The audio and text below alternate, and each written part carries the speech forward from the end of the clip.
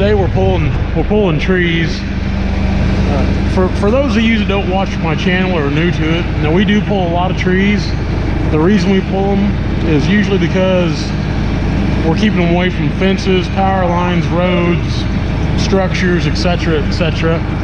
Now these trees here, there's fences on the back side, so to ensure we don't tear those fences down, we're pulling these trees. Now what we're going to do, we're going to pull them over with the cable skidder here, and Kenny's on the grapple machine, and he's going to drag those trees, tops and all, down here to the brush pile, and we'll cut the log out and push the tops together. Makes things real clean, neat, and simple. So Dad's finishing up now. He's cutting spurs on the back side. He's got it bored out. I've got my hand on the lever here, ready to pull. There he goes.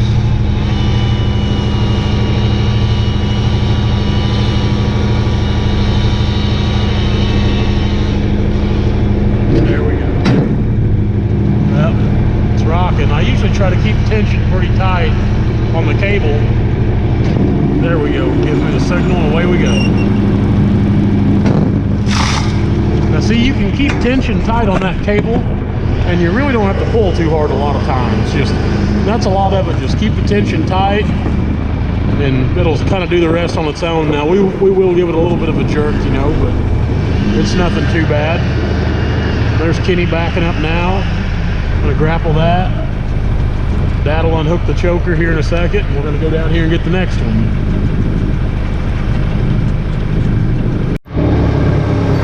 This one here is kind of a leaner. It's leaning pretty hard, so it'll take a little more work, but I'll show you what we do here.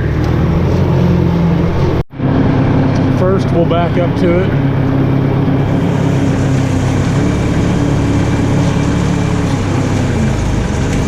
Right about so. Set your brakes.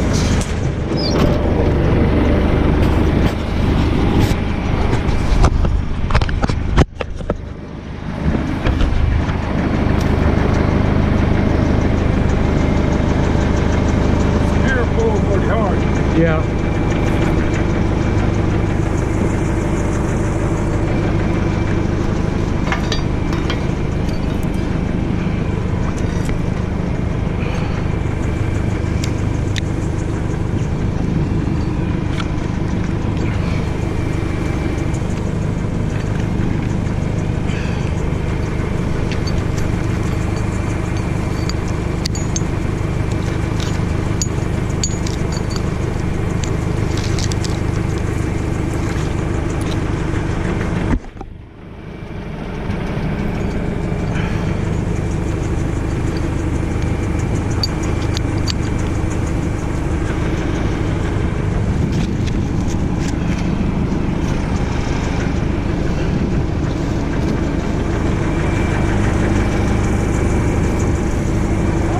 Leave this back root hole. As soon as I cut it, you be ready to start pulling.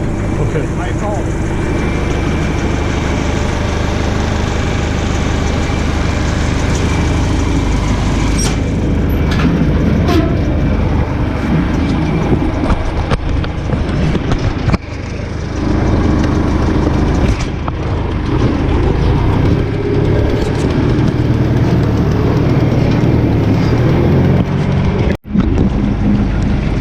This one will pull hard because it leans hard back towards that fence, but you can kind of see the benefit of the tree pusher there. I mean, aside from being able to push trees that don't lean near as hard, it's a great platform to stand on to hook those cables up when you're pulling trees. With the height of it, it also gives you a little bit higher reach to get the cable up in, and it gives you a good working platform. So that's good benefits of those tree pushers there. You can find those tree pushers on the Turn West Forestry Facebook page, or BW Welding and Fence. He also has them. Brandon makes them.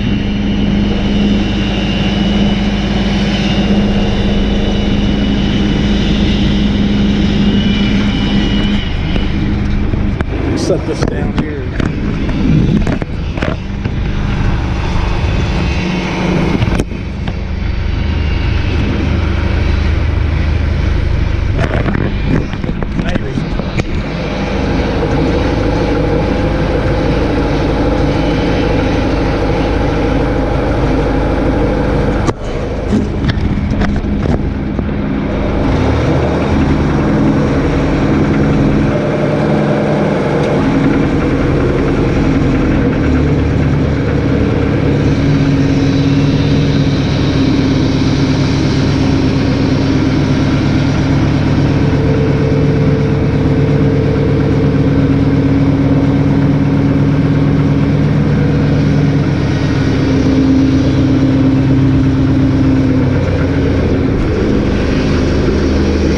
hard leaners like this, they get kind of tricky.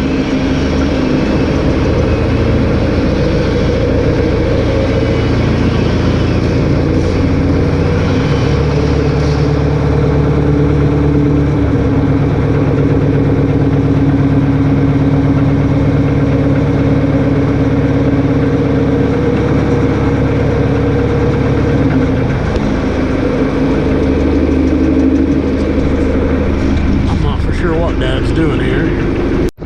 He had to move his Ranger out of the way. He moved it a little further forward there.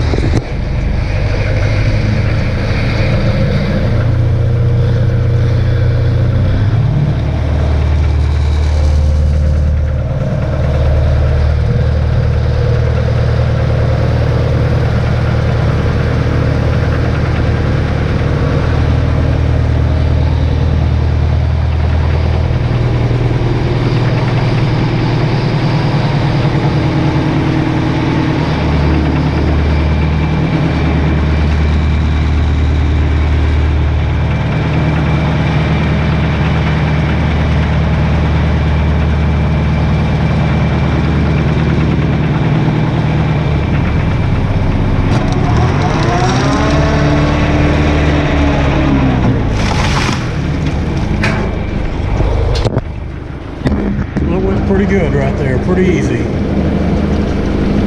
Get this one unhooked and go get the next one.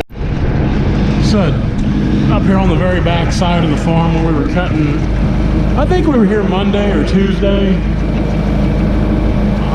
I don't know, I lose track, I really do. The days run together after a while, but like I said, there was 2 or 3 back here. We had to pull away from this very northern line back here. I might have said south, I don't know. One of those days, I'm all mixed up. Dad'll whittle this thing down here real quick. I'll just give it a pull.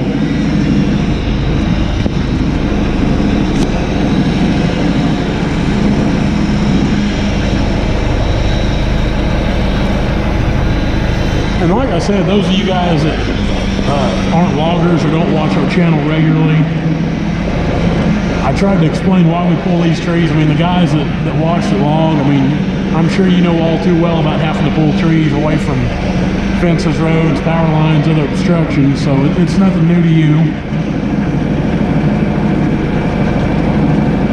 We have to do a lot of it. It never fails. It seems like the good trees always grow close to something and they're going to fall and hit it. It's always the way it is.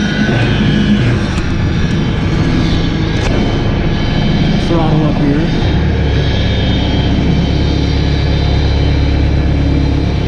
This one really shouldn't pull too hard.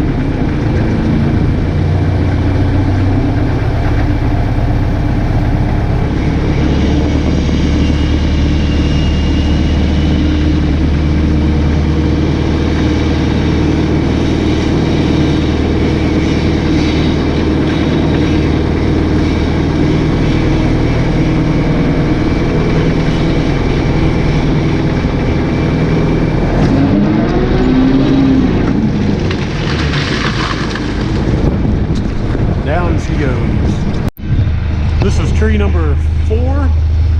It's a big double tree here. I didn't think it was leaning that bad, but I don't know anything. I'm just that guy. I know nothing. But at least I admit I know nothing.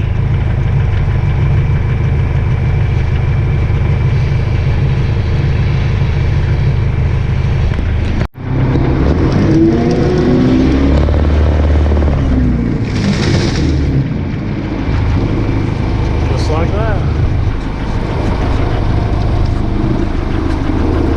Pretty slick.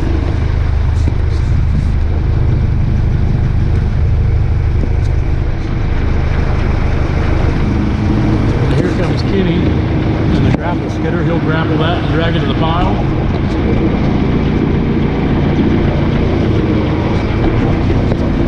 And you talk about speeding things up, having 2 skidders, especially for something like this, it really makes things go fast.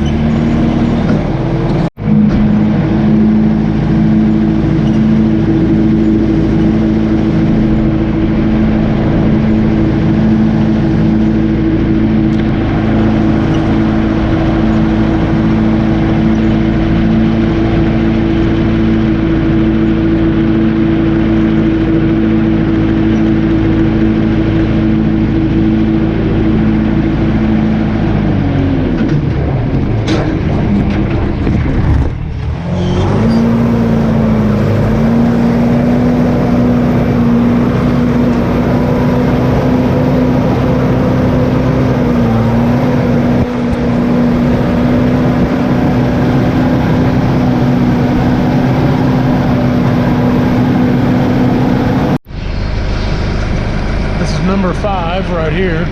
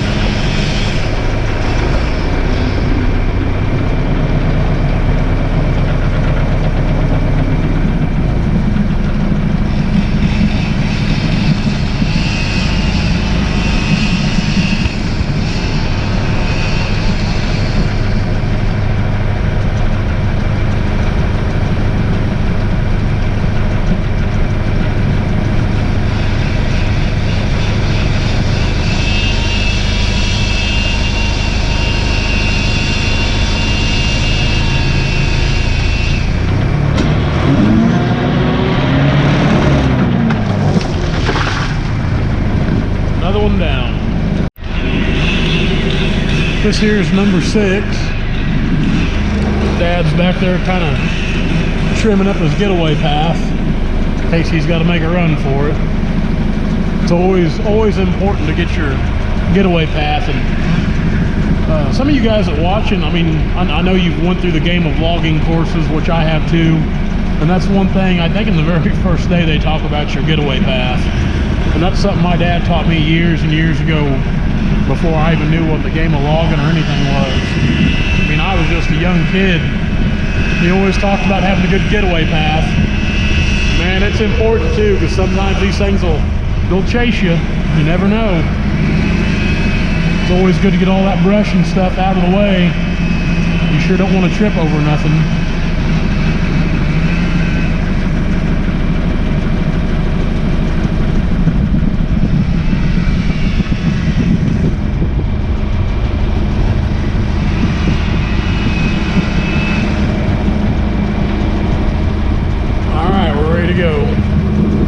Dad, get over here out of the way. The tree's just sitting there. Walking off there. There's the signal. Here we go.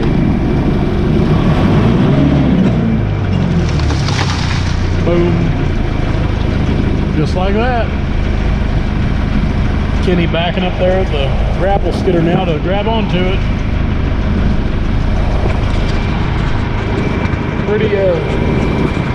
Pretty cut and dry stuff. We do have to do a lot of this stuff, a lot more than I want to. A lot of days, it's slow going. It's just boring. It's not that much fun. So, but it's got to be done a lot. More times than not, it's got to be done. One last tree to pull today. We cut the other big tree next to it probably 2 weeks ago. But it seems like ever since then we've had wind. And the wind was blowing this morning again. It's finally died down a little bit. We had a thunderstorm roll through. We just missed it. It went right to the north of us. You might be able to see some dark skies to the north. This tree back here is big. I mean, maybe here in a second, Dad will come back around to the outside of it. You can kind of see a comparison in the size.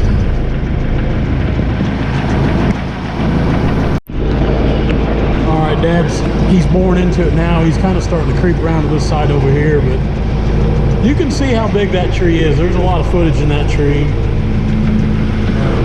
Just guessing roughly, there's probably 800 to 900 feet in that tree. Doyle scale, of course. It's made a lot of shade for a lot of years for a lot of cattle. You'd be surprised how many times we've went on to farms and farmers will want us to cut all their walnut trees because as crazy as it sounds, and I know some of you guys will have heard it and will agree with me, but walnut attracts lightning. I don't know why it is, but I can't even explain it, but it's kind of the truth. I mean, walnut attracts lightning. These walnut trees are just big lightning rods is all they are. And every year or two down here in southwest Missouri, you'll hear of some farmer that's lost several head of cattle because they were under a tree during a lightning storm. It's always a walnut tree. And we've cut some timber on people like that. They've lost several head of cattle because they're standing under a walnut tree when lightning strikes it. We cut a lot of walnut trees that are lightning scarred. They just attract lightning. Can't explain it, but sure enough they do. Now I've had a couple people comment in regards to our board cutting technique.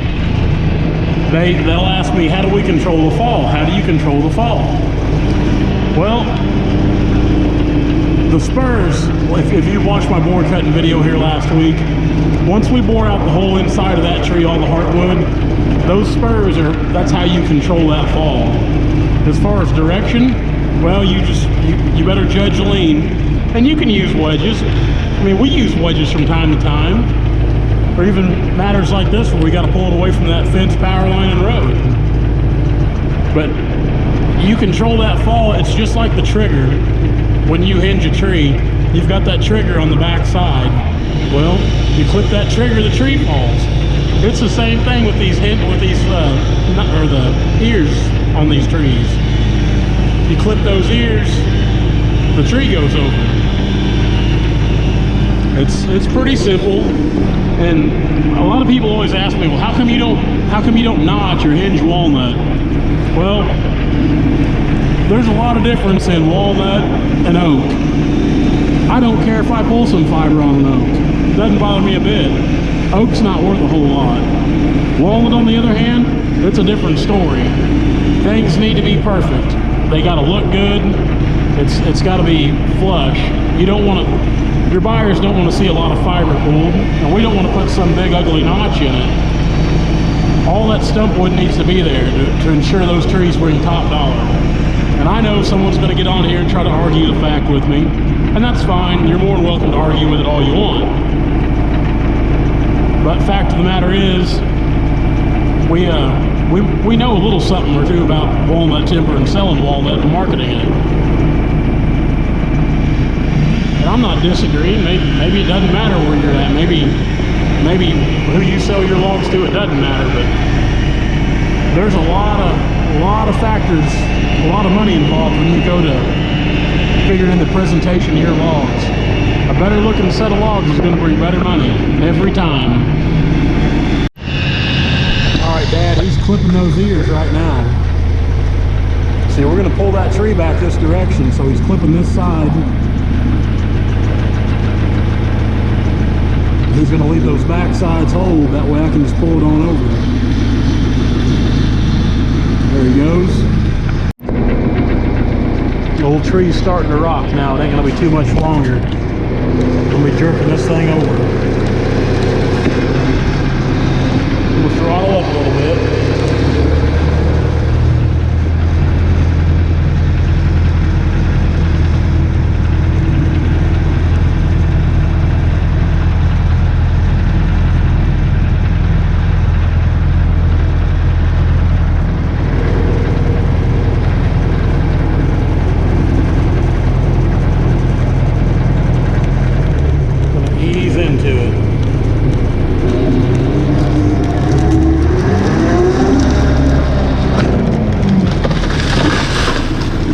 Just like that. Couldn't have been any better. Let's go take a look and see how big it is. Cut off pretty good.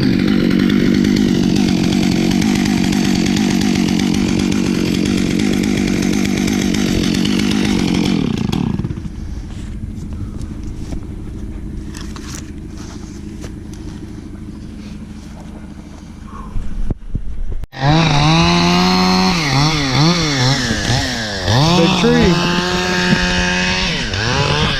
Guys, I'm going to help Dad. I'm going to spool the cable in real quick.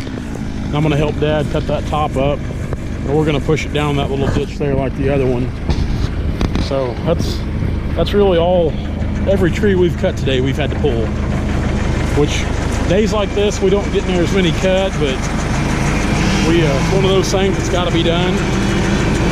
We got to get those trees. So can't even talk. I'm gonna get off here. I'm gonna help Dad, but as always, thanks so much for watching our channel. Be sure to subscribe if you already haven't. Check us out at Facebook at Turner Logging LLC and Instagram at Turner Logging LLC. And you can find a link to our channel, timbertracker.net, as well as go to our website, turnerloggingllc.com. So guys, get off and get back to work. Catch you later.